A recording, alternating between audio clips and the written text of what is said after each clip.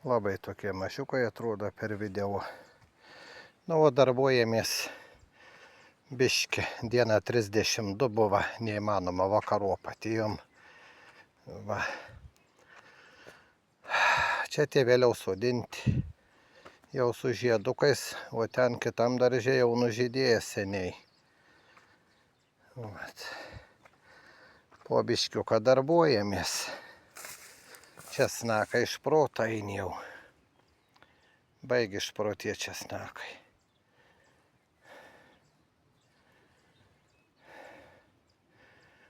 Nu jau šiemet vykę česnakai, tai tikrai pasakiški, ypač ten aukščiau, ant kalną. Ir 4 juostas padariau, užteks. Aš rišau. Lauris kiti čia ravėja, tvarkėsi. Va, kaip gražiai surišė. Anksčiau reikia surišti, todėl kad gauna lietaus įsivarta.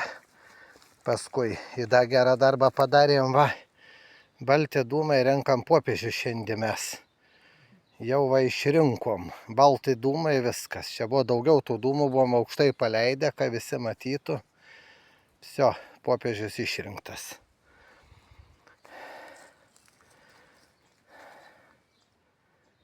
Labai gražus. Čia tie vėliau, nes aš niekada nesodinu vienam kartu, ką būtų. Todėl paskui dar vėliau dar pasodysiu ištisai, kad būtų. Ten jau viskas nužydėja, jau anam darže vėliau parodysiu. Nu va, ką turėjom, taip surišom.